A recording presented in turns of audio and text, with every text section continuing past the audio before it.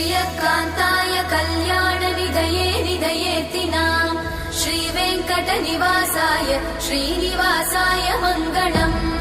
लक्ष्मी सविभ्रमालोकसुभ्रूविभ्रमचक्षुषे चक्षुषे सर्वलोकानां वेङ्कटेशाय मङ्गलम् श्रीवेङ्कटाद्रिशृङ्गाग्रमङ्गलाभरणाङ्गये मङ्गलानां निवासाय श्रीनिवासाय मङ्गलम् सर्वावयव सौन्दर्य सम्पदा सर्वचेतसां सदा सम्मोहनायास्तु वेङ्कटेशाय मङ्गलम्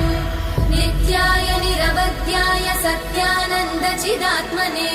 सर्वान्तरात्मने श्रीमद् वेङ्कटेशाय मङ्गलम्